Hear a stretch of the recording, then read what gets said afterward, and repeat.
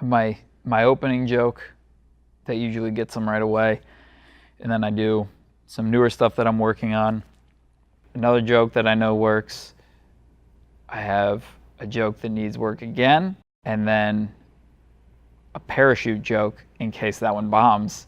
I can get them back.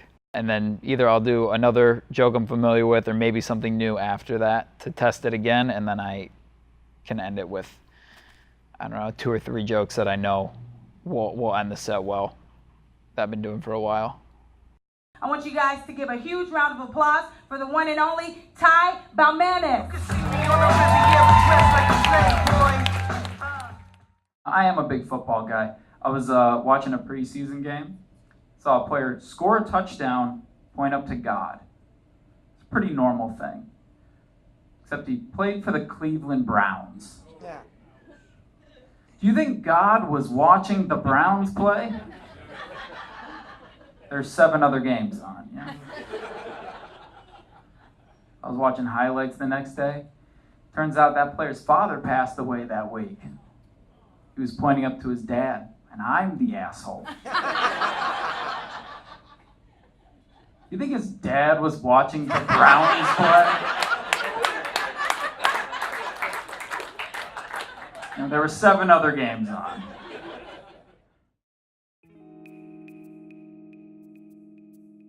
Why comedy? I don't know. I was drawn to it one day. I didn't grow up loving stand-up. I mean, I enjoyed it, but it never seemed like something that I would be able to do. I was very focused on sports. And then once that career came to an end, I started just writing. I was writing funny articles, and I was also taking a public speaking class at the time. And I was like, you should probably just combine these two. And something clicked when I got on stage for the first time, and it was sort of like a different world, because once you get those first laughs, I think it's sort of addicting, and you want to keep finding ways to get them again. Now we're years later, still hitting all the pizza places in town. Every Mexican restaurant you can imagine. Domino's Pizza is going around fixing potholes because they want your pizza to get home okay. I think the real tragedy is the people that get home safe and have to eat Domino's. That's disgusting. And they have pizza insurance too. That's their other marketing. They have pizza insurance in case you're too dumb to get a pizza home in one piece. Pizza insurance. I'm gonna take a wild guess and say no one that's used pizza insurance has ever used health insurance.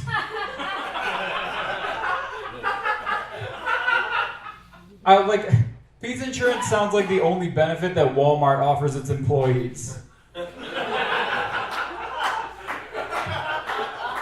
Can we match your 401k up to 6 slices?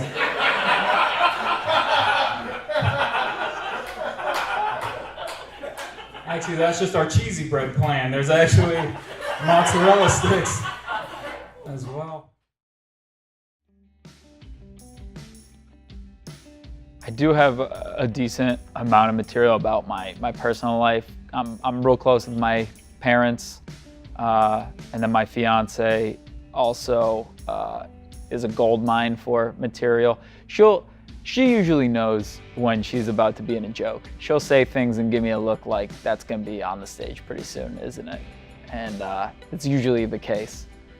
My parents are super interesting people. They're partiers, they go to Vegas all the time. And I'm an only child, so I basically am now in the parent role, and I have to keep them out of trouble. So it's an interesting family dynamic, but never short of material coming from my house. Now, being engaged is cool. It's not much different. The big difference for me is everything is we now.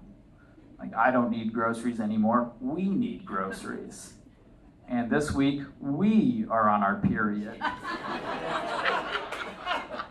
And we are being very unreasonable. Last night, we slept on the couch. It's really fun so far. I'm liking this. It's a two-way street, luckily for me. Now we have a drinking problem. Welcome to the family. What's mine is yours.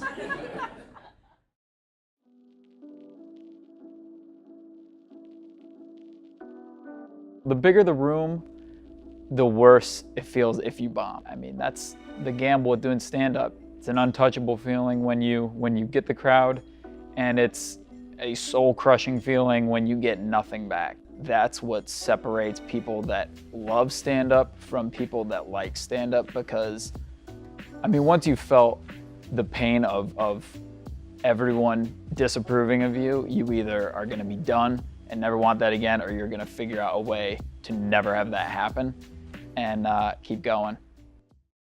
There's an old lady that works at my grocery store. I see her all the time. She asked me my name one day, and I said, "I'm Ty." And she goes, "Nice to meet you, Todd." I was like, "I'm sorry, it's Ty, T-Y." And her face lit up, and she goes, "Like the Beanie Babies?" She's not wrong. But like I owned Beanie Babies, it was very weird. But now, whenever she sees me, she yells that at me. And here's what I learned. Like, if you walk into a bar and the bartender recognizes you and yells something like, "It's the party animal," that's pretty cool. Now, if you walk into Fry's and the cashier recognizes you and goes, "Beanie Babies," it's still pretty cool. Yeah, I like it. Hey, thank you guys very much. Have a great rest of your night.